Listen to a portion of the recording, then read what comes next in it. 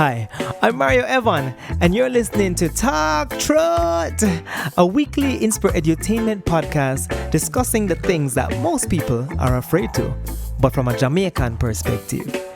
From relationships, sex and sexuality, to the ins and outs of entrepreneurship, in this space we speak about almost anything with the intention to inspire, educate, entertain, and create a fair and balanced space where your truth shall become your power and set you free. Alright guys, welcome to Trth, and I have with me a very special friend, someone I've known for a long time, and I'm really happy that he reached out to me to have this conversation. And we're going to be talking about his journey with prostate cancer, and he can correct me later to say if it's still with or past tense, present tense, or whatever state he's in now. But welcome, Quinton Yearde. Quinton, please tell us about yourself. Okay, thank you so much, Mario, and thank you for having me on your podcast, Talk Yeah. Truth. My very first time doing something like this, so Oh, yeah? yes, thank you a lot for this opportunity. So I'm Quinton Yearde. I'm just a dad. That's I'm who you just a are, a dad. dad. Yeah. I'm just a dad. You're way more than I, a dad, I Quinton. yeah, but when you kind of get to this stage, you realize a lot of those labels and stuff. Yeah. I teach. I am a performer. I'm a builder. I'm an entrepreneur. I've been so many things. I'm 50, so I've done up some stuff.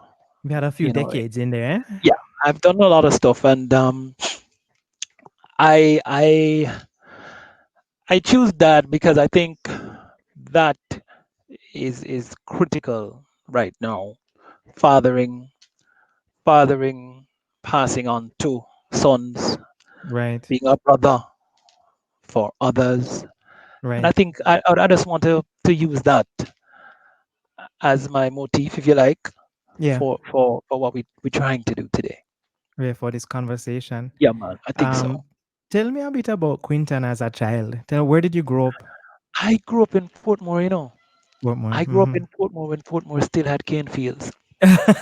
Right. Yeah, you don't even know that, I right? don't even know that. I don't even know that. Yeah, Right. yeah, I can tell you something. The ferry had a gas station on it, and they put in a gas station back on it. No, there was a Okay. gas station in the middle. So when I used to go to ferry, it's interesting because I say to myself, my son will never know what ferry used to look like, Right. Right. and Right. generations of Jamaicans will never know what the causeway looked like, And what had Portmore we looked known like. had we known how it would have changed, we would have captured it more. But you just never know, right? Yeah. So I grew up in Portmore. Summers I would spend in a place called Above Rocks, where my mother is from. Right. And I went to school as a child in Borobank. You ever hear about that place there? Where Borobank is now. Borobank is by Bellevue. Borobank Bellevue. is Okay. All right. Dunkirk, is a Yeah. place that nobody wants to go now because violence has ravaged it and all of that and all of that. But Which my DJ from Dunkirk? Spraga is from Dunkirk. Spraga is Dunkirk. Spraga, Okay. yeah, Yeah. man. And then they used to have Arrows Studios used to be down there, so All right. Yeah. Yeah. yeah, Yeah. and then they had this fabulous theater at Bellevue one time that Freddie Hicklin used to control, and Sistrin used to perform there. There's this fantastic play that Third World did the score for that they performed at Bellevue. Yeah. I mean, the history of that place is just, but that's another story. That's another Right. truth. I know. I can have a podcast with you about your Jamaican past, right? Yeah, But and then no, I wanted to point out that my childhood was shaped by my grandmother, yeah. who was the teacher in Dunkirk. So she would Okay. teach the whole community, and then we used to call her teacher grandma, and then we thought to call the one in country grandma. So So that's my she childhood. inspired the teacher in you currently. Perhaps, Perhaps, perhaps. yeah. So we all went to school till we were 6, till we went to primary school with my grandmother. Yeah. You know, the four of us, and then our cousins, which was another four, and then other cousins. So that house would always be full. So On so grandma. so big family. Yeah. And of course always have some strong women in these big families. Yeah. And then what would you say your teen to early kind of tertiary education years were like? What kind of stuff were you doing? So we're going to focus on the medical part. I had a Okay. brain tumor at 14. Wow. I think I knew this, but I forgot. It was a benign tumor, right? Yes, yes, yes. Okay. Tumor of the cerebellum. I went to Jesse Paul, and I was the first graduate of Jesse Paul to go to Campion College. Okay. So, I mean, That's history. That's big. That's a big deal. listen, It's a listen. huge I deal. think a plaque needs to be put up at Jesse, and a plaque needs to be put up at Campion as well, Because because when I went to Campion years after, it was the feeling was that it was only Peter and Paul and Mona Prep that came to Campion, pretty much for the yeah, majority. So yeah, that's a big deal, yeah. Until nowadays, things have changed. yeah. But because when I would look at the thing now, the amount of Jesse Paul kids who would pass and primary school kids, because when Yeah, I went to Campion, primary school children were minority. Now that minority, has changed. yeah. Thanks to It was Jesus Peter and Paul and Mona, and Mona, but most. now you're going to see Jesse. Yeah, You're going man. to see many other primary schools going to Campion. So I'm glad that has leveled out. yeah, man. So that was something that was kind of cool. And then my brain tumor at 14. How did you discover that tumor? You had problems with Um, balance? yeah. Can I tell you the story? We have a lot of Mhm. time though. Oh, Uh, um, I was ill for months, and I was seeing a doctor. He was recently graduated in Portmore, and he couldn't figure it out. mhm. And my family doctor was Hudson Phillips. May he rest in peace. He just passed. And my dad, we went up to country grandma. And usually when I go to country, I can carry a bunch of banana, I can carry a crocus bag of coconut or whatever. But this time I couldn't carry a bunch of banana. I kept tumbling over.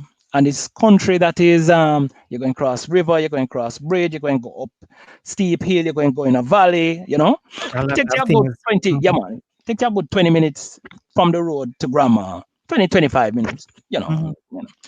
And my dad took the thing and he said to Mom Dede, Bev, you know Karen Hudson yet? Have Karen Hudson? And Bev said yes. And this is months now of skull X-ray, this test, that test. Went to Hudson Phillips. I'll never forget it. Hudson, and I tell him what is going on, and he's like, "So you take so long to come to me?"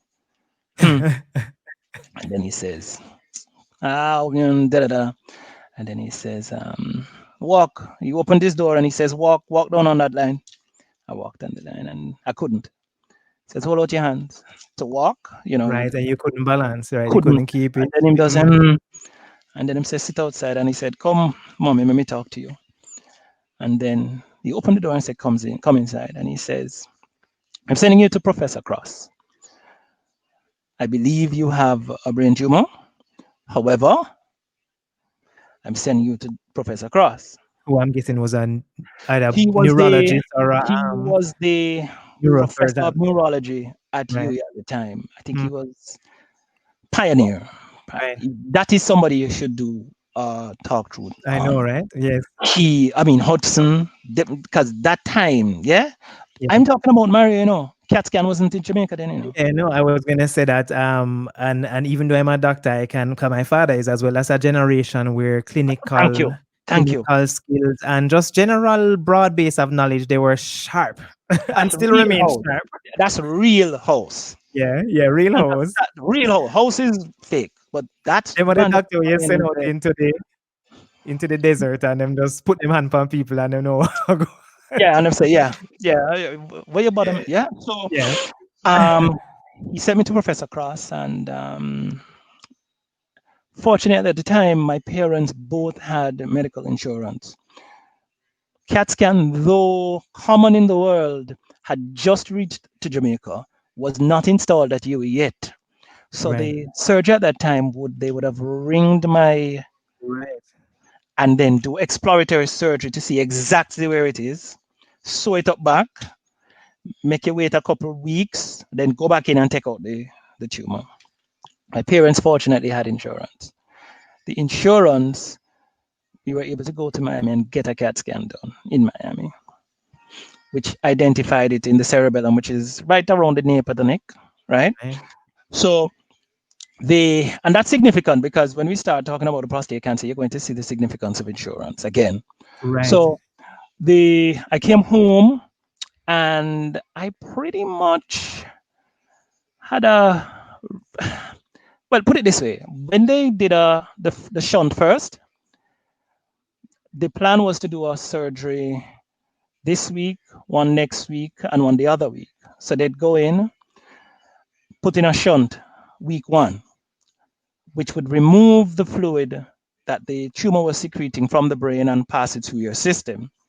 Right. So is it Then that the tumor was actually blocking, causing the buildup? apparently, And yeah, apparently it was because I mean you're 14 and all they're saying is that listen, we're going to put in a shunt that's going to take out the fluid that the tumor is prepare you for surgery. for surgery, and then the following week we're going to take out the tumor, and then the week after we're going to take out back the shunt. That's a lot. Yeah. Mario, you see when the man them put in the shunt, I think I lasted a day, and then the pressure started building in my head. So Professor Cross now had to make a decision because he's saying, okay, I didn't want to do two surgeries on him so quickly. Right. So what they had to do now was stabilize me that one day. And he said, if he doesn't stabilize, I'm going to have to drill to relieve the pressure. The success rate with that kind of surgery, I think my dad said was like 20 something percent. It At wasn't that time, great right? at that time. It wasn't great, but it wasn't that, but Yeah. luckily enough, I stabilized and they were able to do the surgery. So I did two surgeries in that week. And I came out of the hospital in 3 weeks, Mario. Wow. Wow. Yeah. I came out. I came out. You're quite a resilient young man. Yeah, and I mean, and the thing about that was when I was there, my approach to the whole episode was you couldn't come around me if you were sad. And so it was about humor, it was about positivity, So, I mean, one of the classic stories I tell people is that when they do that little thing where the nurses interview you and stuff, and they said to my dad, how is his eating? And my dad, he says, well, nurse, just don't feed him brown soap and kerosene oil. And any 14-year-old would understand that, you Right. know? Any 14, because that time but oh dear, sorry about that. Yeah. So, um, after we did that, I I lost a term at Campion, Yeah. and then I still did my CXCs and was successful. And then I went to UE. Yeah. And then I started in Dramatic Art Society. Dramatic Art Society at the time was, let's say, a little dormant. But my dad used to tell me about Dramatic Art Society because when he was at CAST, he was a member. And then my father had linked up with Carol Dawes, who was the first female principal of what is now the School of Drama. And then she was also acting head drama tutor at Creative Arts Center. So he had told me this history about Dramatic Arts Society. So I went and joined Drama Society, and they hadn't done a major production. They would do, I mean, I said, well, and there. But, huh? So, That was where your passion for performing started. yeah, listen, I had not, other than like what, church pageant or a school pageant, I had not walked the board. Though I had seen my dad in plays, directing plays, performing in plays from childhood. Right. Anyway, we're trying to revise things that my sister joined and we started a committee set of us started and we wanted to do a production. So we got my dad and I said, Daddy, Ingrid and I have joined this thing, we need a director. What you saying? And he was like, all right, I have this play, you find out from your friends. So I told him who my dad was and we did The Marriage of Anansiwa, which was by Efua to T. Sutherland. And who was here at the time? I soon tell you. He died. Bejan, Hmm. Arrivance, Kamau. Oh, Brathwaite. So when Kamau came and saw it, he was like, I'm going to call FO and tell her that they're doing your play here. And first night, not many. Second night, third night, just Cork. The following Mhm. week, Cork. So I The said, word. what? Mhm. I said, what things are going? We revamped Talawa. I mean, Talawa A whole started lot. to get hot Mhm. again. I know I hot mean, now, yeah. I went several years after, and one of the most fulfilling moments was seeing the judges' sheet that I designed still being used. Right. Silence again, I know, right? Nobody now gonna know that. They don't have this thing. So I was like, wow, look at that. That's what And you then refer to as the silence. that's a part of the That's a part silence. of silence. The That is things a that type of exist, that is a type of silence. So things that exist that others may not know about.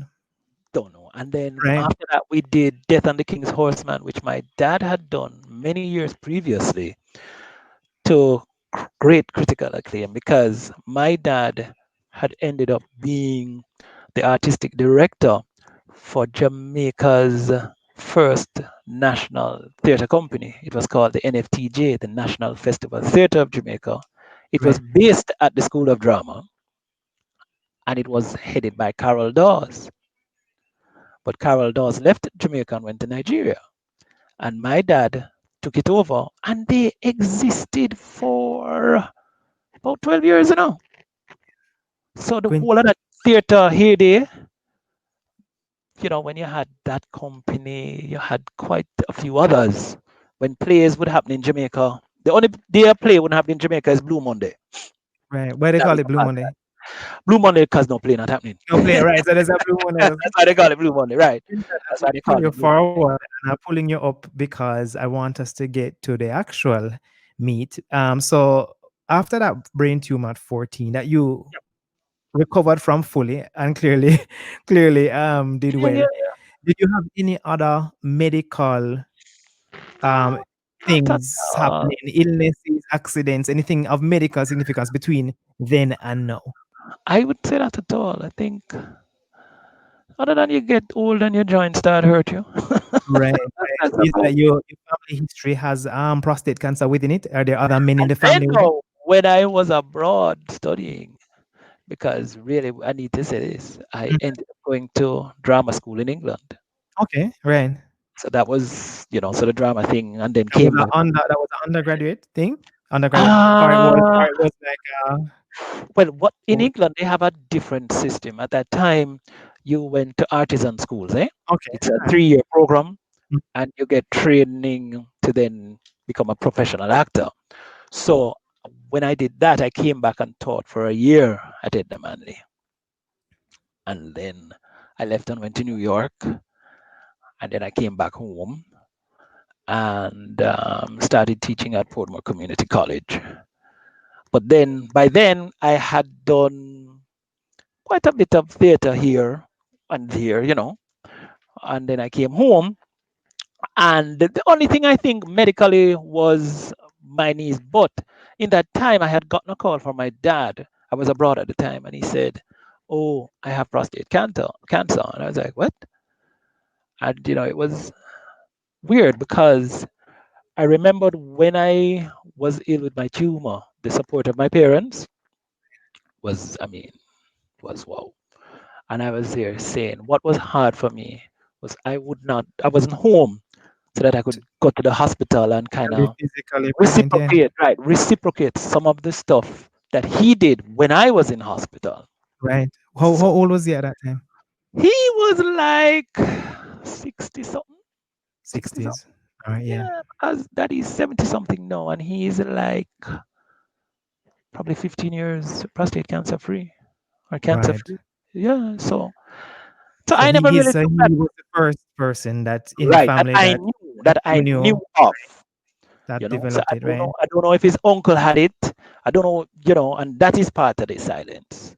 Right. That you don't know if they People were will men have before. there Right. you Mhm. go. And I mean, it's now I'm thinking back and I remember my grandmother, the teacher one, She didn't smoke, but if I remember correctly, I think she ended up with throat cancer, you know. Wow. And you don't have to smoke to get it, but yeah, No, no, but you yeah, see, but yeah, it makes yeah, sense now because cancers in families, right? And right, it's a and it's genetic. hard Because to my make that sister ended connection. up getting breast cancer. One One of of my your sisters, sisters, one yeah. of my sisters ended up having to do a double mastectomy. And at Uh, what age was she diagnosed, if you remember? she and I are the same age. That's the joke. So she started her cancer journey maybe 3 years before me, before I even was aware of whatever. So it's now it's kind of making sense that you kind of need to know your family health Right. history. It doesn't even have to be the exact same cancer, but just the presence of cancers in a family line is interesting. And I don't even think science can even totally There make you all go. the connect. And There you go. that's There not you the go. silence, that's the unknown. Yeah, yeah. So it's about it's like the term I like to use is awareness. It's like I was talking to another prostate cancer journeyman, and he said to me, "You know why I never did surgery and I did radiation? Because he says in my family, everybody who has gone into hospital and done surgery has died. That's not science, you know. That's experience. Thank you. And I'm And I saying, like that you call him a prostate cancer journeyman. That's an yeah, interesting term. Yeah. you see, there was a, you meet a lot of people. And when I was going through radiation, Wait, uh, I don't want to take me there, Quinton. I want to take me to the sorry, sorry, beginning. No, sorry, no, sorry, this is no a good sorry. segue into the start of All your right. journey. So I want to know what Um, was the very first thing that made you clue in that something was wrong. I had a fluctuating PSA. But you are now 50 currently, right? Right now Right, in this moment. And right. what year, how old were you at the I time was that you identified? 48 when Two they years discovered ago. that Were you doing a fluctuating. routine, what you call And this, that is the exec thing medical? that, well, it's not routine exec medical. What I will say to all young men, if you have cancer in your family, the recommendation is I believe 45. 40, Well, or 40. 40 if it's in the family, right? If it's in the Right. family, But yes, 40. I'm going to say to men, you know what? If there's cancer in your family, go before. This is why I say it. I know a young man who never did his test at 40. And when he finally did it at 44, he had stage 4 cancer. And I'm going to interrupt you. When we say test here now, so this is interesting medically. So Yeah. we know that there are two parts of this test. There's a blood test, PSA, and there's the digital rectal exam, or Right, right. the. But even So so, are we talking about someone doing a blood test or a I'm always rectal? talking about blood tests first because you don't do the DRE unless Right, you start you right, don't. start screening. So what happened with the DRE was I was doing it from I was 40. Right, based on your So knowledge of your dad's cancer, well, or you just I am medical just health seeking. medically, Yeah, yeah, I am not one of those guys that, oh, I'm not going to the doctor because if you go to the doctor, you're going to dead. And the doctor, when you go to the doctor, that is problems. I have friends who say that and say, listen to me, when I go to the doctor, it's problem and find all kind of thing wrong. And I don't right, want to know. I wasn't that person, especially because of my experience earlier where getting the right diagnosis is important. My approach to medical care is a little right, different. right, So right, I was going from I was 40, and when we got there at 48, we could we had the benefit of my PSA results from 40 right. To compare them, so to we know compare. you would have had So normal. Then wow, so when they were seeing these jumps, and then it was 3 PSA tests I did, right? So it was at this. I did a second one, it go down. I did a third one, it go up. The man said, hold on there, wait, we're going here. So then he says, you know what? Let's do an MRI. I do this MRI. Nothing shows up. Nothing. They've been doing DREs. Nothing. right, right, He says, okay, biopsy. Biopsy now. You have prostate cancer.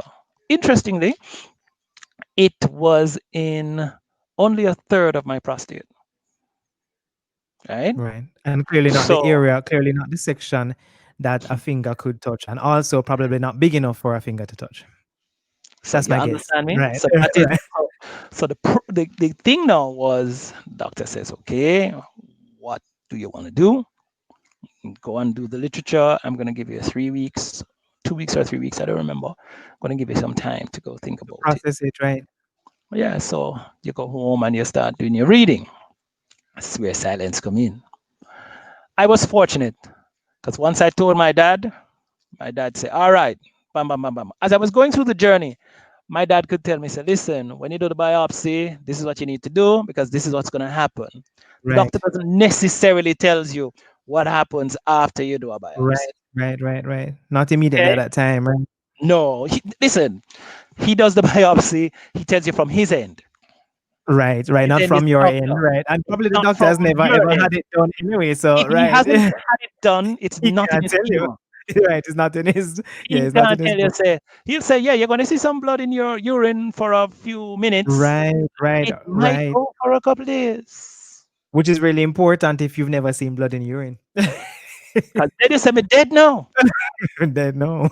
Dead for 2 weeks. Lord Jesus, the man killed me. Yeah, So my daddy said, listen, you know, yo, when you go have sex after, this is what you have to do. And I was like, okay. yeah, So my dad would give me all of this stuff. He would give me all of this information. And then, when I realized how pervasive this silence is, but you see, I'm going to jump the story. yeah. But I don't want to jump the story. I'm going to Should I let make you you. jump in? No, I Well, will probably get there. because what happens is that it's after men start to talk, or after I made public my diagnosis and treatment. And I didn't really make public my diagnosis. What I made public was my treatment. Which you did on And social media, and on I Facebook. did in WhatsApp groups.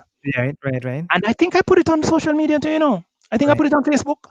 But what happened was, you see, let's do it in chronological order. Yeah. So we You read the literature and you were to decide on what type of we were treatment you to think decide. you wanted to have based on So the options. I had and this is important. I had a support team. It wasn't everybody, but it was the persons who I felt were needed at that time on my team. I Mhm. needed persons to support my wife. I Right. needed persons to support my son. Yeah. I needed persons to support my my mother, Yeah. right? My in-laws. We're a close family. So I remember telling one of my brother-in-laws. I told them all when I heard. I called them, and they say I'm just horrible for that. I called them up on the phone and say, "Yeah, man, say me have prostate cancer, though." Yeah. And they're like, what's wrong with you? No, hold on, Mario. They're not even talking. Right. One of them was driving to Mobile, and my wife is like, you know, for that, because you know him we crash. Right. But I'm assuming that I know you never said that you got people in order to support you, but I'm guessing all these people always support you. So they are already supporting you. So here is how it works, Mario.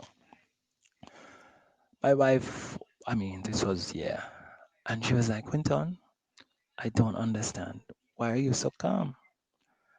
I said, well, this isn't my first rodeo. Right. She was Said kind of how I found out, but she never really said what was wrong at the time. right, It's funny yeah, because right, she said, "Well, no, we were involved in something work related," and right, she said yeah. to me, Mario, I have a lot going on." That was exactly what she said, and and I think it was because I was trying to contact her to ask her something, and I Mhm. think she took long to respond, and she said, "Boy, I just have a lot of stuff going on." And she didn't really tell me what, and I think that was around the time when you Right, it probably was were happening. being Right. supported, right? Right. Well, just surgery time, I think. Yeah, Right. or And I probably mean, recovery. eventually her, Mhm. yeah, but so it was, so, So and you I mean, decided to do surgery. that's a very interesting thing, you see, because recently in the public sphere, and even with what's happening in America, no, Right. what happens when somebody is ill? Who do you tell? Why do you Why tell? do you tell them, and should you tell them? Culture is we don't tell. Yeah, It's almost as if, oh, you're sick. Yeah. hmm You are less now. And you don't really make a choice in being ill. So what happened was I, I got that inner team to support everything that was happening. Yeah. And then we proceeded with the surgery. I chose surgery because I didn't want, but I discovered that after the radiation, the thing really, it's really just there. Yeah. It Yeah. doesn't function the way it used to. It doesn't function anything like that. And with my, when I was 14, my view, I can't remember how that went, but I wanted it out. Yeah. And it was the same approach. And you're going to realize why that was the better decision for me. Now, saying that, there are other persons who that might not have been there. Their And, and, their and that is route. what I Yeah. say to people. Cancer is like DNA. What I have discovered is that every person's cancer is different. Yeah, man, Which me and you have means prostate cancer, but the two-way prostate cancer, different. so the treatment, the line of treatment, and the regime will be different as well. Everything Your is in reaction medicine, is going right? to be different. However, you see, when we get in that space and we start to share experiences, Right. that's how we learn because we get perspective, you get awareness, all from experiential information most of the time. I will go on that because that was most profound when I had to do radiation. But so I just want to point out that sometimes people do not share, Yeah. right? Because our culture is not one where we share. But Mario, think about it. When we were growing up, all of those men who were driving who couldn't hold their urine, Yeah. Who is knows? it Who is it knows? possible that these men were having prostate issues and were unaware? Absolutely. And not only were they unaware, they refused to go and even get checked and tested. So that was part of their unawareness was personally that they wouldn't go. And then And they they get just this and they thing just called oh, bosun. listen. That thing, and you're like, what is? Or them can't walk, or when they pee, and you see them have to take an hour. Right. Or the And dribbling or whatever they were going through. Yeah. you understand me? Right. And I'm Right. saying We can't stay there. we don't have to We go can't through that. stay We there. don't have, We cannot. why we must go through that? For what? Right. Right. Why? And just Why? to create a little context for the viewers and listeners, at 48, you would have been married now and have one child, right? And he was at the time five. 5 years old, and he wouldn't have a grasp of what's going on, really. Apart And the from the thing fact that kids are amazing at sensing everything, so they know things are going on, but that sometimes they're not sure. that was interesting because we told his close friends at school's parents, and we Right. told like the teacher, we said, this is happening. We just tell him that daddy is taking care of something. Um, cause we didn't give him details, cause we're saying, Yeah. But Mario, this child, he knew my appointments. He would say, "Where are you going?" I'm just going to the doctor for a test. Okay. And it's like he knew my appointments. So what I did, my approach, because he's male Right. and he's in the crosshairs, I let him see everything. So when daddy came home with catheter, he called it alien pee. Daddy, what's that? I said, he said, "Ooh, is that alien pee?" And Alien he pee had a comes to the tube, and it probably had blood listen, in it at first too. listen, It was bloody listen, urine in the listen, beginning. Quinton, I listen. want to know something. Give us a little perspective on what type of tumor it was and how aggressive it was. So, were you in a So, very treatable so stage? here is the thing now. Based on my histology report of the biopsy, Yeah. they're saying you have more than likely prostate cancer, very treatable because based on what we're seeing, it's probably just in the prostate. Right, And right, right. Which is great. Okay, that's what it said. Right, right. it So was early. it was uh, 3-4, which is good too. Right. They said, you know. What does the 3-4 refer to for the So you listeners can and the have viewers? 4-3 and 3-4, and research says that 4-3 usually is the more aggressive type. But you had 3-4. But I had 3-4, so that looked good enough. Remember, I had an MRI that said I never had cancer. Right, and now you have a biopsy saying that you have There you go. treatable. Right. Yeah, all right. We've hopped there quickly. So when the guys, I made the decision to do the surgery. When you do the surgery, they not only take out your prostate, they also take out your seminal vesicles and then they test it. And So those are what produce your semen. semen, there you go. Doc is here. Doc can tell you all Very about it. important when you Right? ejaculate or come. Yes. So what you have to do now, if you have any interest in having kids, you have to go and store some sperm. Store Um, sperm and freeze them and get them kept but for in anyway, vitro. Right. Lord, this then part important part too. yeah, because let me tell you, when I did that, that day was a little rough. That But day was a thankfully, little. you have one child already, so at least you have one Yeah, out. yeah, yeah. But then if you didn't You want 20, never did plan for this. You did want and you 20. wait so long for marriage, and you don't want 20, it can be Can be a problematic, little you know. problematic, right? And I mean, I can talk about it now, but At the going time, through those days, and each day you're doing something different. And my wife would do a lot of things with me, but I think that day she wasn't there. My wife pretty much did everything with me. That's kind of like how we did it. That's how we did the pregnancy. That's how we did this. I mean, I remember the day I was doing the biopsy. She had to go out of town, and she was so cross because she was like, "Nah, listen, right? she You was, want to get baby. and And every when they medical did the procedure histology, yeah, when they has did the complications. histology, Hmm. the cancer had actually spread to one of my vesicles. Mm. So here is the joke now. If you did, if I didn't take it out, I wouldn't know this. And there's a possibility that the radiation may or may not have But fully what got I rid of what it. I understand with radiation, however, when they're going to do the prostate bed, right, they would do all areas. So I'm thinking they would have also done your seminal We were vesicles thinking so, as but well, right, but I'm not sure. But right, based on the discussion I had, because after I did surgery, I had to my doctor decided to be very aggressive with my treatment based on the fact that my dad had it and some things that were coming up as well. He just said, I'm going to be aggressive.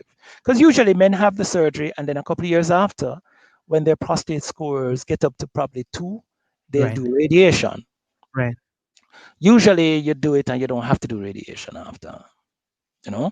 But if your prostate starts to go up and it reaches like 1.6, you know, they're going to do radiation because what happens is the surgery might not remove all the cancer cells because what the radiation does is fight the cancer at the molecular level, at the Right. And cell the level. surgery would get out the bulk of it, yeah, which is also cellular, but I know what you mean. It will take, yeah, get rid of whatever is left behind is the aim.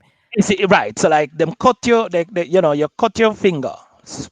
There is some skin left, and maybe there may be some cancer cells in the cells Right. That you left. can't see, That and you that can't. can be get big again in a little while. So we want to get them Right? out. Mhm. You want to get them out. Cool. So when they said that, they said, "All right, Quinton, you have what we call 3B, and the standard treatment for that is after surgery radiation. No problem." So here is where the silence come in now. I did the surgery the Thursday. I had a A-class team. I was fortunate. I was seeing a urologist first, and then he said, I'm not going to do your surgery.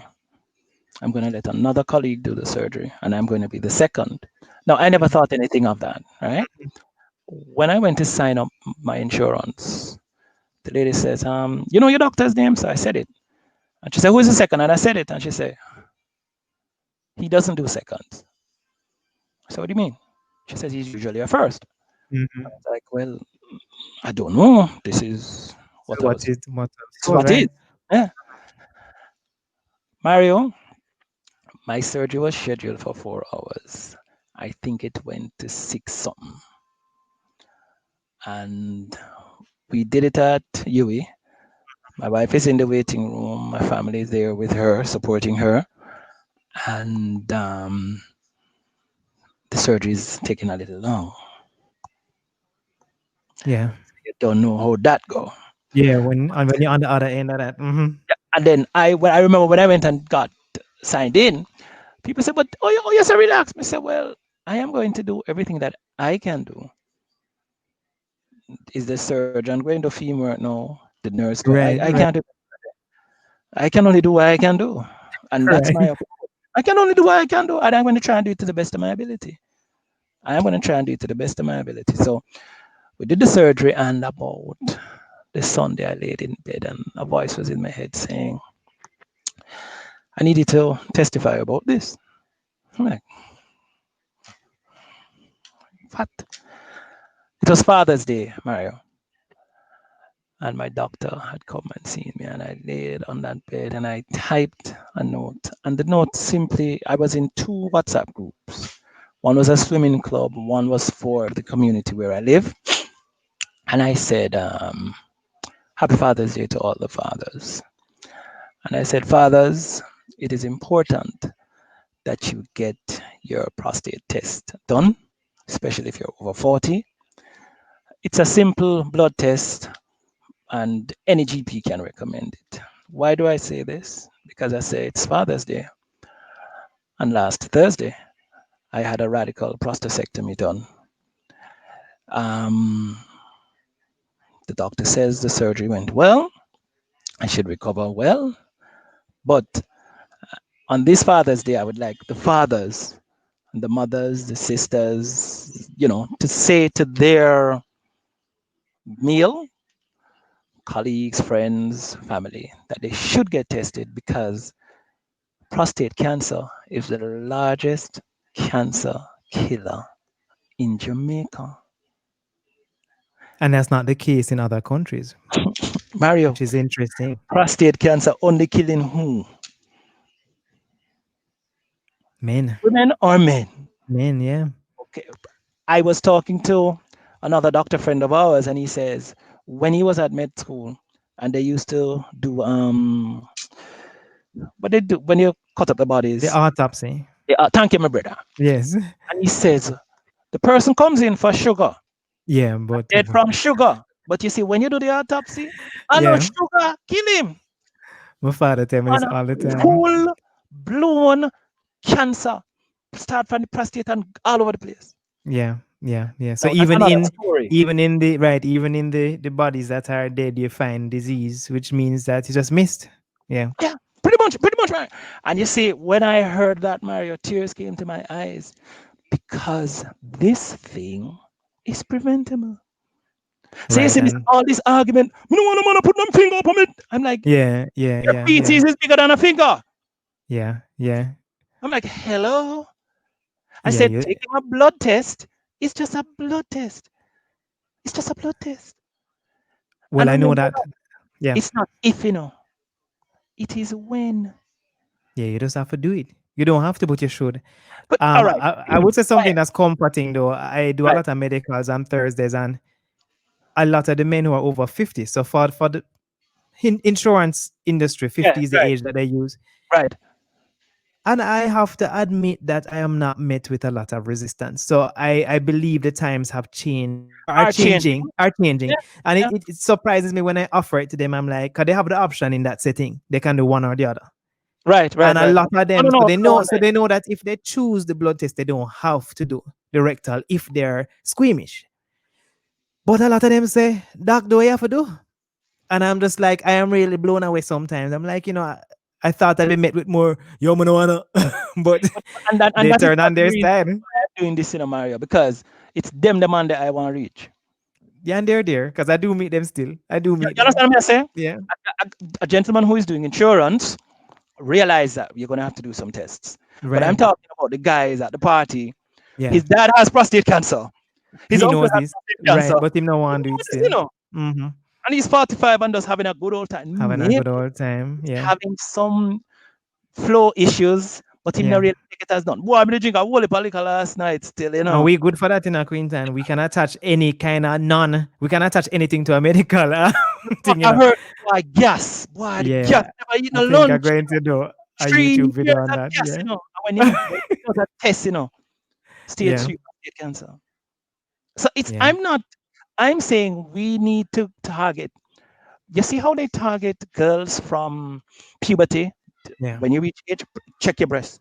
We need to start saying to boys, listen to me, because men prostate scores will go up as you grow older, Right. So that is expected, but you need to have an awareness to be able to spot which things is that the are key. way out, that are not normal. And if you don't have that experience, you won't know. So, Thank you and for remember, also breaking the go ahead. silence in your group chat, because that's what you did there by the Father's Day post. I wanted So, to so, comment so, on that. so You this is how you the broke silence. the silence. Yeah. You know how many men in my complex said, "Oh, I did that surgery 3 years ago," Also, now you're finding out other people who actually and had it I'm done. saying, They could when have advised you, okay, but they silence, didn't know. They didn't know you had it, so they couldn't advise you. silence, silence. Right. So it could go in both directions. Here you were thinking, well, I have it, and let me encourage these men to go do it. And then some of them were like, Oh, bro, I've done that. and they know them come and them check you, and they may say, "Boy, what you did was very brave because I would not have done that. Right, right, right. This was my journey. This is how it worked." And those perspectives help you because remember, after surgery, there are so many things happening. All right, diaper, no diaper, diaper, um, this your pad, the catheter. You understand me? There Yeah. are so many things that a journeyman can Only a tell. journeyman would know, and not even the doctor. And you know what, doctors, as a doctor, I know this person personally. When you have patients that have, just like life, have long journeys, you don't want to bring them to the destination immediately, because Under- sometimes the destination can be a little overwhelming. So so when you have somebody going through something and you know the stages, because you know the stages, you bring them to little bit. I'm not gonna see you up on day one and say, you know which what, is we're gonna take this thing out, but you know what, you're going to have a diaper and a catheter. Nobody wants to hear that. which is why, But you Mario, need to know, but it at is the same time. important to have this kind of a support network. Yeah. So when I was there, I was saying, so where's the prostate cancer support group? Where's the prostate cancer support group? There is a group called Brothers United. Okay. They are based at Cancer Society. But you see, I want somebody when I get a diagnosis. That is what I provide. So if right now, if anybody has prostate cancer, they can call me. That's why I put Right. myself on social media. Right. I Right. went to a Right. bar the other day and a friend was say, "Oh, meet my friend Quinton, I did have prostate cancer." And the man said, "What?" And Mario, this guy did the surgery 2 years ago, and I have been able to help him because he Right. is Right. abroad. So he's now linked up with a urologist. The gentleman now has to go and do radiation Yeah. just by just and me and him and I can say offering perspective. You understand? So it is so important. When I went to the radiation, well, let's so long story short. Mm-hmm. The doctor said, "All right, Quinton, the surgery is good, everything is going great, but you're gonna have to do radiation." So I'm like, "All right, cool, cool, cool." So when I go to do the radiation, um, they do a preliminary MRI. So when they do the MRI, I have 4 nodes. Lymph nodes. Well, I don't know what it means in Mario, but Right, but there are that's nodes not that are that's not nodes that 14. That's are not nodes close to the prostate area, though, right? So they're pelvic nodes. so it's not good. Not good. Yeah, 'cause cancer can spread to surrounding lymph nodes, and you have four. You have So, four on an MRI, so you know it go. so you have to do the radiation. Yes, but here's the joke now, Mario. Just because I get 4 nodes, I going to go to radiation. What these nodes are for? Where them come from? Where them connected to? How important are they, right? What's going on? Something not going. And remember, I just removed my prostate, so something must have gone. Yeah. Long story short. The radiologist at the time says, well, you can do a biopsy or you Mm-hmm. get something called a PSMA MRI. A PSMA MRI does not, well, the machine is here, but it's It's not a, not treating though. It's still figuring, getting more information, right? Yeah. I will tell you about, it's not available in America either, Mario. Really? On, what do you call it? Trial. Oh, so This she's is giving you November. new technology, right? No, Mario, it's the standard of care in Germany from 2006. Ah, okay, it's not over here. So now you understand how medical business work. Right. So I call to try and get on a trial because you don't want to go radiate if you don't need to radiate. Because that now means no radiation, them a thing now. Chemo. Chemo, right. I was gonna say so. Right, it would be chemo. Oh, the one of them say, yo, but this are no one lick spot no man. So I'm there saying rotted. The cancer spread. Cause you don't know what to think. Mario, by chance, I discovered that this machine, this PSMA MRI, and really what a PSMA MRI is, they inject you with a radioactive substance Like that contrast, right? prostate that Mm-hmm. prostate cells will eat. So it's prostate specific. It's prostate specific. I was fortunate. I discovered that it was in Germany, and my thing was, listen, if there is a thing that I can do to aid my treatment, if me have to sell my car and my house, because I didn't know what the cost was, me I go do it. So by chance, I have some good friends in Germany, and I said, "Tell me if they have this." And they say, "Oh yeah." She said, "Could I get to when I could do one?" She said, "You can get an appointment Wednesday." Long story short, I got to Germany and did the test in a week or less. Long story short, So remember, you know, you paid for it. yeah, man. Remember, you don't get visas so quickly, eh? So you can just imagine. And Sagicor paid for my insurance, paid for the procedure. Um, all you have to do is inform them before. I sent a letter to say, because if you had gone and done it before informing them, Right, they they wouldn't have probably covered would it. have covered it. My godmother calls me up and she says, "When you go to Germany?" I said, "So and so." She said, "You buy the ticket yet?" I said, "No." She said, "All right, me I buy the ticket." So me reach out Germany, brethren. Boy, no, but Quinton, I have to stop you again. You see, this is the part where it's a whole nother thread in terms of what we're talking about. It reminded me of when I went to Berkeley, when I went to music Yeah, school. When right. you're determined to do something and the universe conspires. I remember people saying, "How you going to pay for Berkeley?" And I say, "I don't know, but I get a audition in Boston and I go in.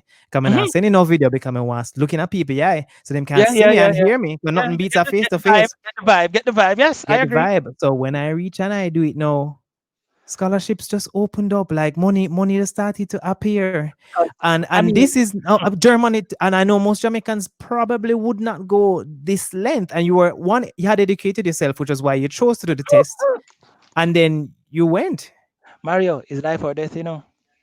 You heard how I said it, Mario. I was saying, if there is a test that I need to do and it exists, this was my approach and it exists in the world. I said to you, I'm going to do everything I can. When I can't do no more, I can't. What did the test reveal?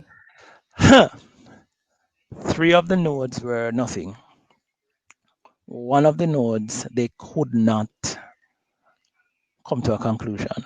Indeterminate or whatever the word they use, yeah. So what happened was they saw a little uptake on a rib. No. Prostate like forgot a bone. But brother, they might tell you, say, listen, the way how this thing is sensitive, You if might you be something else. rib, it's going to show. So here's what happened when Quinton comes back home. Quinton replicates what you would have in a hospital. I go and I see 5 specialists. One of the beauty with our so-called failing health system is this.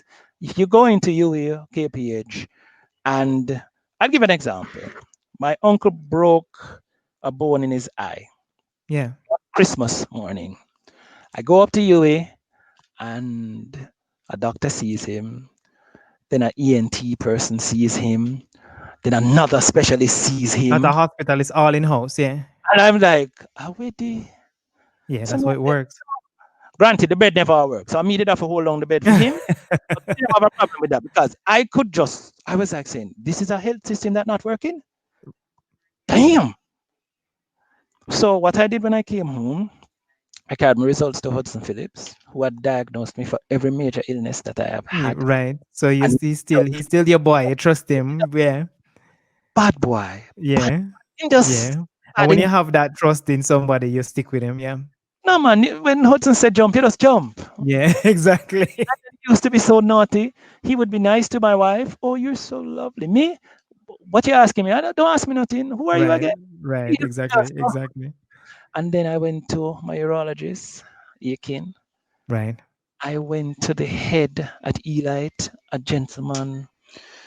Can't remember his name. Not a bad dude. Bad. Radiologist. Elite, the head I'm guy. gonna tell you who it is. Shah. Bad dude. Yeah. Yeah. Eh, Yeah. that guy taught me something about vomit. You ever heard the term? Vomit. Oh, but yeah, not the Yeah. acronym. Right, the acronym and vomit. And this is for your listeners. He says you can do too much video imaging. And because You I had, can. yeah, he was, Yeah. because I had so much, because they were recommending that I do another MRI. And he was like, Yeah. Don't overexpose yourself to that radiation. Yeah. he's like, listen, I don't see where a new MRI is going to give us any more information to make a decision. And Mm-hmm. I'm in this business. I should have said, yeah, come now, pay your money and do it. He's like, Yeah, but he's like, and I mean, that was great. Then the guys at radiation oncology as well, and Greaves, the oncologist. And I mean, the five guys, and I got to each of them because they're not necessarily talking to each other. no, they don't. So you have to kind of do a little work yourself. But they're doing each other. They're doing what they need to do. Mm-hmm. So I made sure that I replicated that. And at the end of the day, I made the best decision. And they said, okay, we're going to just go ahead and radiate you the prostate bed, nodes, and watch you. So now I do a prostate exam PSA test every 3 months. Wow, 3 monthly. Yeah. We're watching it. So, but that So this pro is where this is. No, you said that whole process. Mm-hmm. that process is really has taken me to here. I think And I for my next appointment tomorrow. I think how are you feeling? I'm great. I You feel mean, you look great. I'm glad that we did this video so I I could see you because walk, I've known you for years and you look well. I walk. My wife and I we used to walk like every day. Now with online schooling, it has kind of changed that. Right. The prostate cancer journey saw me lose 2 weight sizes because I changed my diet. Because when we did the first test and we were going to do the second test, the second PSA exam, he was going to give me medication, and I said, I'd rather not. Is there something that I could do that wouldn't have to take this medicine? Because he was saying usually when you have prostate, you can take this medicine that would arrest it and whatever. Right. He said, what is good for your heart is good for the prostate. Exercise, diet. At that time, my wife and I had gone pescatarian. So it was kind of straight up our street. We just tied the screw a little. We would exercise every morning, and I lost two sizes. you know. So when I was XL, now I can wear L.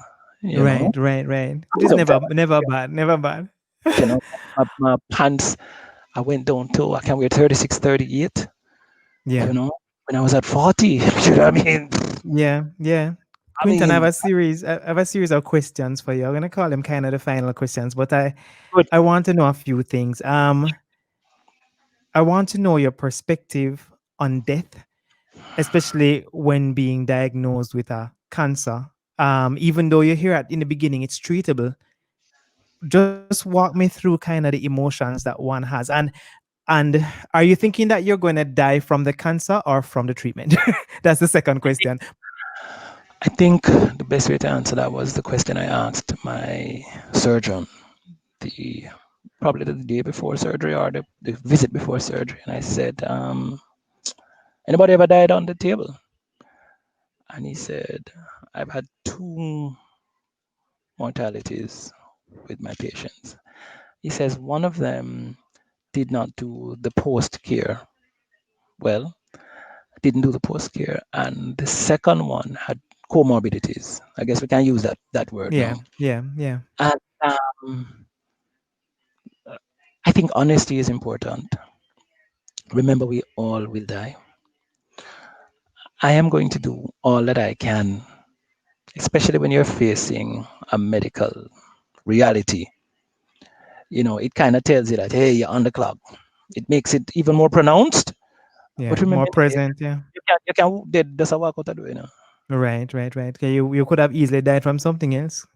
Yeah. As me So, used to like say, one Leyland truck could have lick you down. yeah, yeah, one Leyland. I like the Leyland part No, there. no, yeah. It said, "Pam, banana, pam, banana, pam," you know. But, so the perspective for me on death is that live, because from your Always. born, you're most dead. You sound like me. I say that all the time. Death always reminds me to live. Live hard. Live presently. Live in the Look, moment. it makes you appreciate the simple things too. I say to my wife lots of mornings when we walk, I say, wow, I can walk. We walk like a 5K. I can walk 5K and it's nothing. And Yeah. remember, post surgery, catheters, Yeah. you know, even though with the side effects, I can walk, I can run with my son, I can live, I live. So it's this, there's this cultural approach to illness because you let fear win. You can't let the fear win. And Yeah. that's why a lot of people don't do what they need to do because they are fearful. And guys, fear is a part of it. Of course, you're going to be fearful. But embrace it and kick it down and do what you have to do. Just live with it because if you don't do, that's the key, Mario. You see, if you don't do something, one of the things that I thought I should have shared with you when I was at Campion, before I got my brain tumor, one of my good friends' mother had breast cancer. She did nothing about it. It got swollen, it imploded. She was dead in 3 months. Or was it 3 weeks? And I was like, it was a question that I would use for any woman I was dating. What would you do if you had breast cancer? Right. I would always ask It's because a I wanted screening to know. question. What Yeah, kind I of person you wanted were to dealing know with? if you are going to fight it or if you're going to say, Right. Are you a because fighter? Are you? Mhm. if you decide, let's not even put it that way. I want to put it this way. I want to know if I can function with your choice. Because some Right. people will choose and say, I am not doing it now. And that's okay. It's your But you what? can deal Choice. with that. You're But alive, but I you don't can want deal to with be it. involved with somebody now. And I'm going to say, let me try at the head of it now to kind of save myself. Because Mario, that would kill me. Kill you. I Right. did Right. before them. Me would have did before them. I have Just another sitting there. question for you. Yeah, go. Yeah.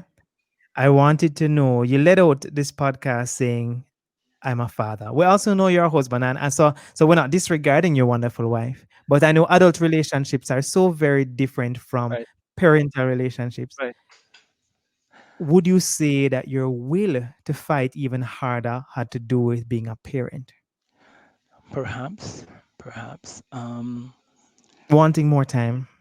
Well, put it this way: the day I was going into surgery, my son doesn't did not talk to me about what was happening. We heard he told one of his school friends, only one, and we heard by the by. It was the kind of relationship we had with the Right, parent. So the right, child, uncle is going to do surgery, and Joseph didn't. He never spoke about it, eh? But we knew he spoke to one of his friends because she then told her mother. But her mother was already one of the parents that we had told. And on the day of the surgery, he comes into my room and he says, I don't want you to go. I don't want you to go. And I said, no, man, I'll be fine. I'll be fine. So he goes to school. They pick him up. Um, he doesn't see his mom or me that night. He stays with his aunt. But the first thing in the morning, I call him on WhatsApp. Hey, son, what's up? He was shocked. I said, what happened? Daddy, you're here. I said, yeah, I told you I would be here. I said, I hear you're going to a spelling test. Have a good time. And I hear I'll see you in the evening later. I booked into one of those hospitals which allowed him to come and see me. And he came, and all he did was him look and him see me and touch me and him see me, and then he went and played with his cousins, and him go outside and right. play same cousins, and Something probably wasn't normal, but you were here and you were functional. So yeah, you're man. alive. So Yeah. yeah, man. Daddy have this thing on him foot and him da da But da that da. is here. Yeah, I'm there, man. Oh, I'm there. So you're in a pain, but you make sure you have that smile up. You're up. So when I call him on WhatsApp, man, hey, what one, daddy? I say, yeah, what? Did So you get to the bucket list stage? Or you well, never or you weren't in that this way, frame of mind from the jump? I my wife and I have been doing a lot of bucket list things with daddy the boy. You see, so even pre-COVID, we do a lot of things like that, and we try and do things together as a family. You Create know, experiences and yeah, moments. Yeah. yes, yeah. So yes, you want you, it might seem a cliche, but you want to live out your time fully. Yeah. You want to live out your time fully. And I say to people, any sickness that you have, don't make the sickness stop you from living your life fully, as full as you can.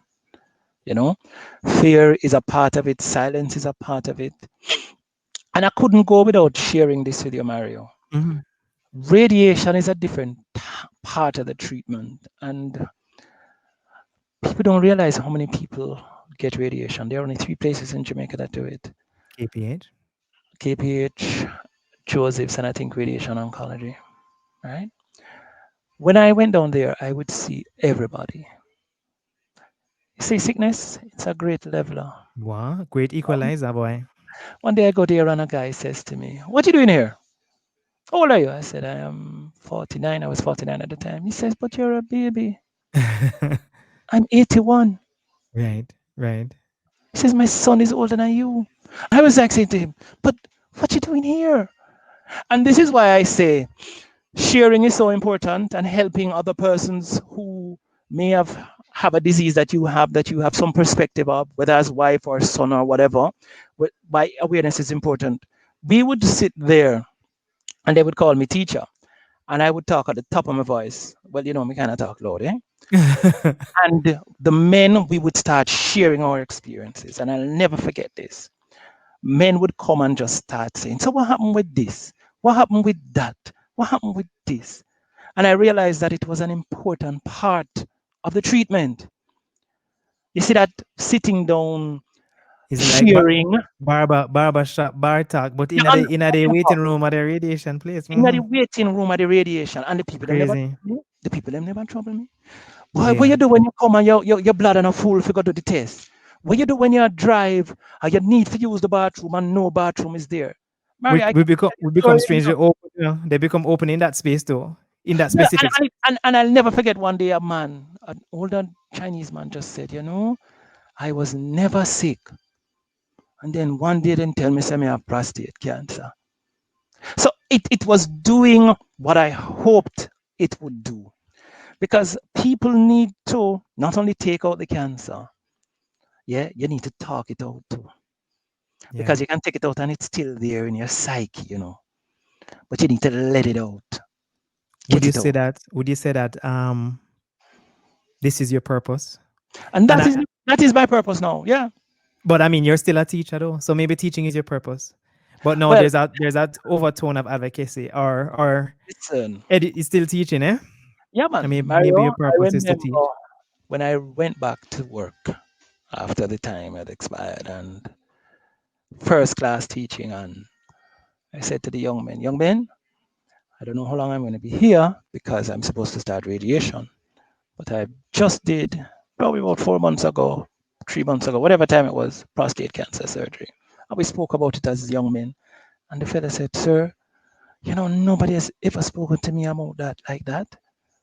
And Mario, I think this is important. I think mothers, parents need to talk to their children about illnesses. Yeah, You know, yeah. it's a part Part of of the life. awareness. Yeah, it's a part of the awareness. Yeah.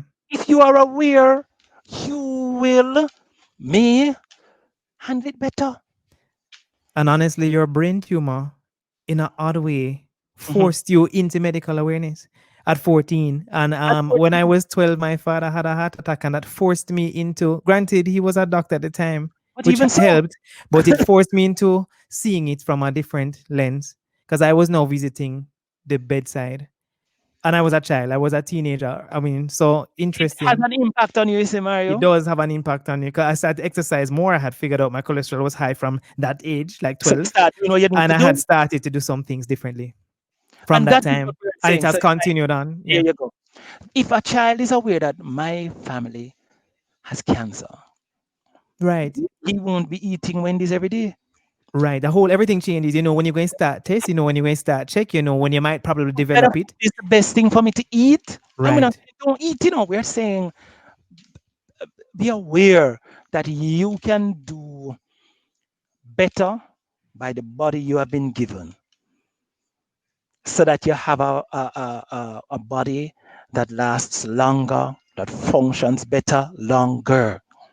Yeah. Doesn't mean that something else might not kill you, but at least you know with what you can control, you do the best you can with You're what you doing, can yeah, control. you're doing your part. And I mean, that is what this is about. So I want the young men to be aware. Say, listen, hey, daddy, you go get your test. You're young, you're 40, you haven't gone, and boy, I mean, I think me I gotta do it today. And why?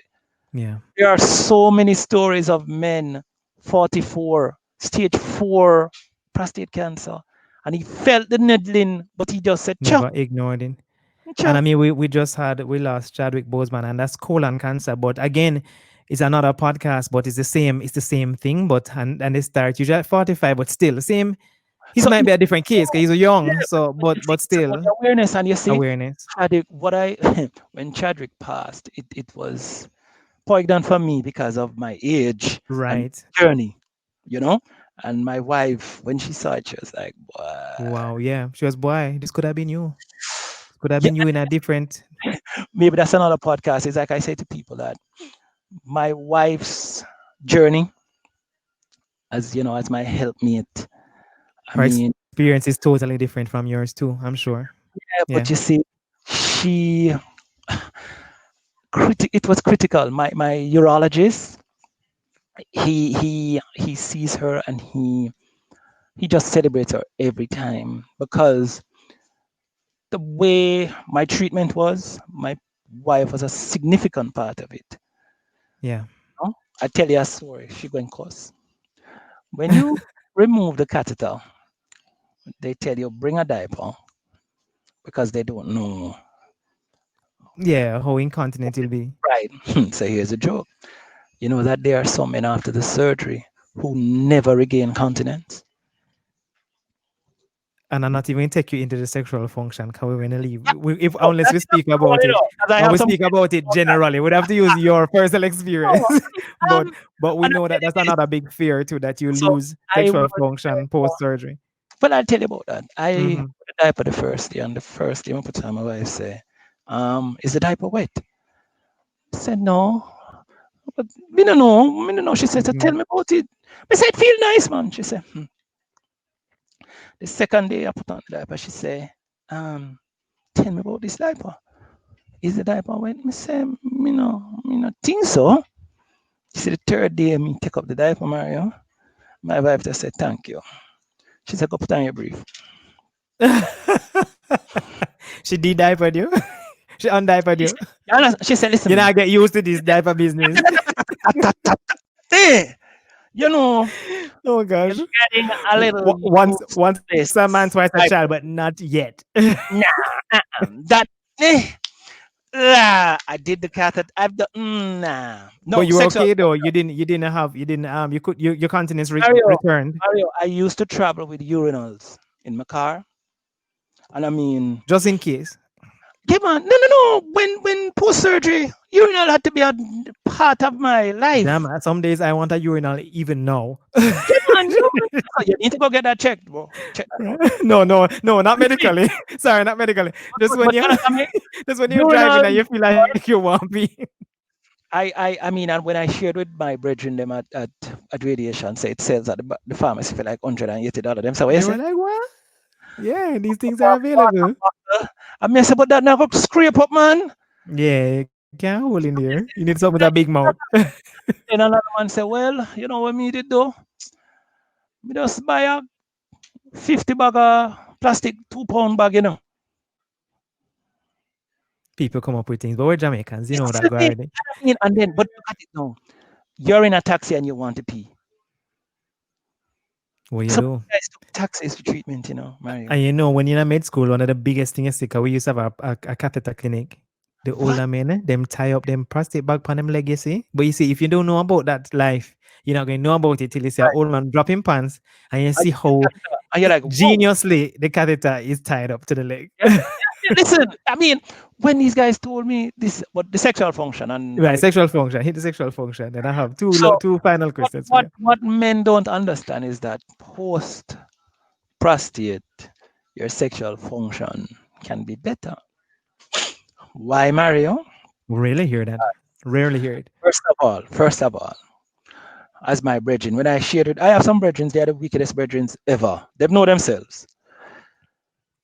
You can get what they call the injection. So when I heard about this injection thing now, I said, I think I'll be squeamish. So you're my friend, don't worry, man. Your wife will do it for you. In fact, she will This get a is an different every year. injection into the where? Penis that does Into the penis. that returns it to So post prostate strength. got you.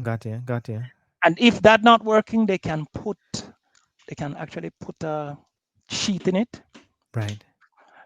So I say to gentlemen, listen to me, man. Don't There make are that stop so you. many things they can do Yeah. to your penis It's not medically right. And surgically. that it would be even better than it was Yeah. before. Before, right. So that As is a, anytime I give them that, that's the biggest joke I give them.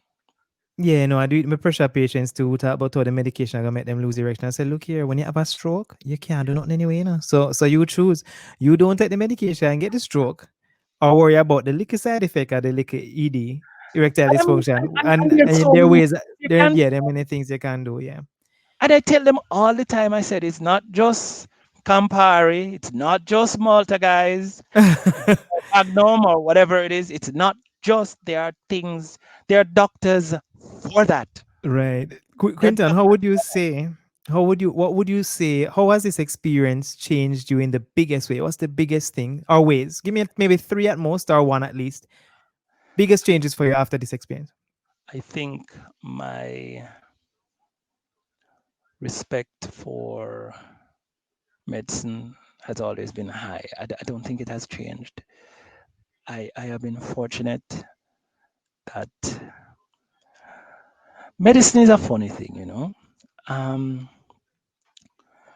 I think of medical practitioners as angels. Why?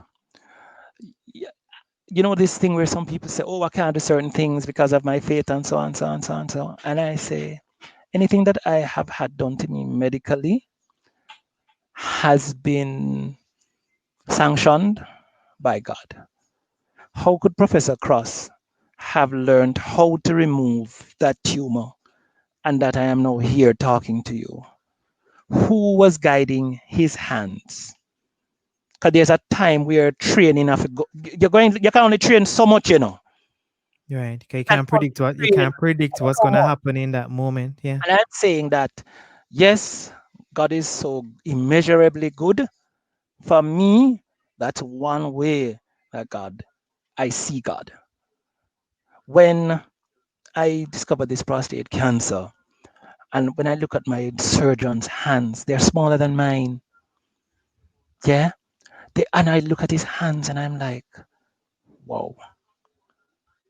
These persons for me are channels for the power of God. Because when they go and they save lives with their hands. So for me, that has been further strengthened. Mm-hmm. Um, human kind, human family, humanity. Mario, when I was being wheeled into surgery, a nurse comes and she goes, do you believe in God? And I said, yes. She said, let's pray. And we prayed. And then she said, you know, I have breast cancer. I'm going to do the surgery next month. I see on your chart here you have cancer. So here's what for your breakfast tomorrow: no tin stuff. So she crossed off all of the tin stuff and she said, ease off all the tin stuff. They come out of surgery, the nurse says, okay, I'm going to show you how to bathe yourself. Human kindness. The security guard at the German embassy, when I go without an appointment, seeking to speak to one of the counselors, and he says, tell me your name, sir. Tell him my name, and he says, and he goes up and he says, come in, sir. She says she'll see you. And I end up talking to these men about prostate cancer awareness. I said, guys, get tested.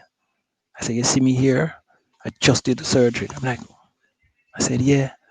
And the man said, so how it go? You know, humankind. And really, it's short for human kindness. You meet strangers and you, that are so impactful it's like a little angel. How them know to come by you and say X? and help you in this moment, right? Somebody sent them. Yeah. And like as someone sent you to those security guards, because maybe one of them needed to hear that. Uh, So so it's moving in all directions. you understand me? So, Yeah. and then with the family that I had a brother. I never told the one who I said when you say you mash up my mates, and I always remember this story. He said to me, Quinton, you've told me this, and it mash up my mates, but here's it. What am I for do? And I said to him, I told you not for you to do anything.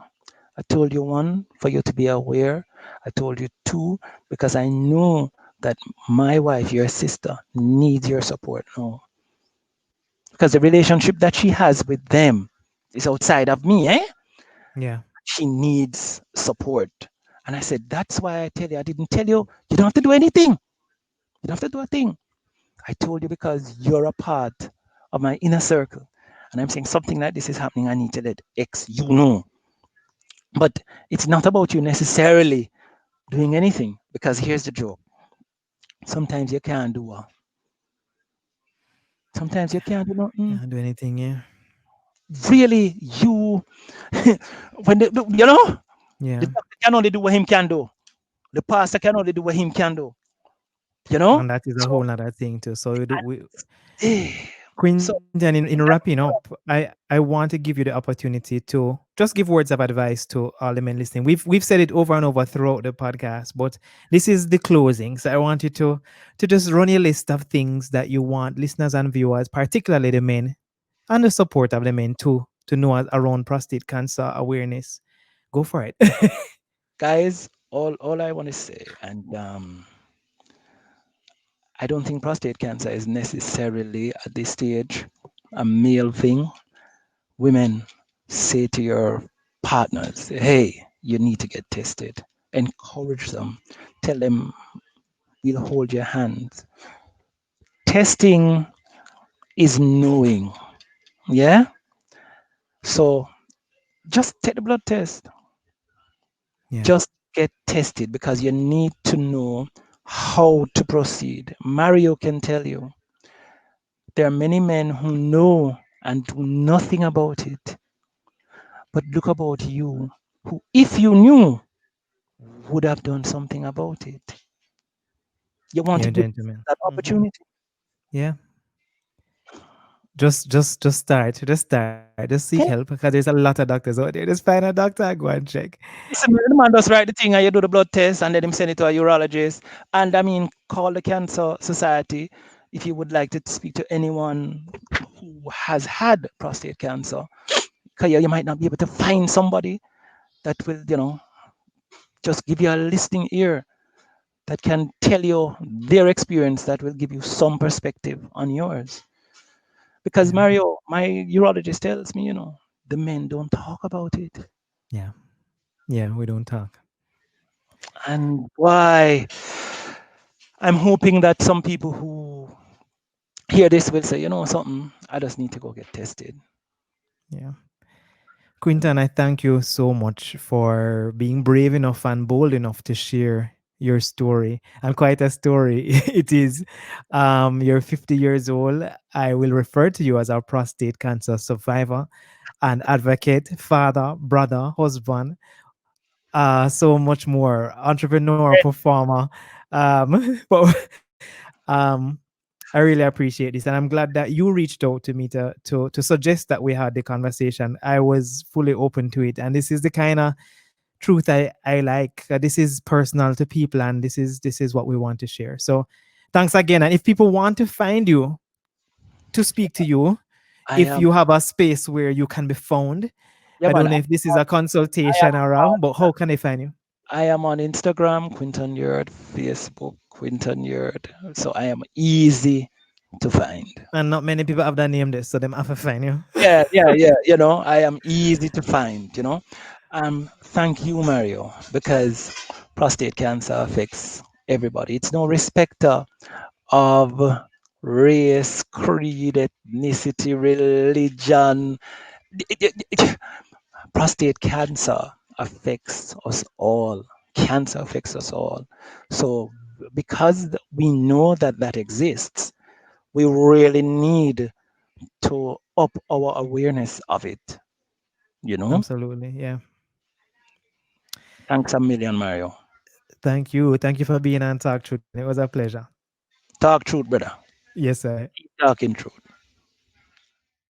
Thank you for listening to episode number 43 of Talk Truth with me, your host, Mario Evon. Please subscribe to us on your favorite podcasting app and don't forget to leave a comment. Also, subscribe and follow, like, whatever you need to do. Follow us on social media. Show us some love at Talk Truth without the vowels. That is TLKTRTH on Facebook, Instagram, and Twitter. And also show us some love there. Tag us and hashtag TalkTruthJA or TLKTRTH.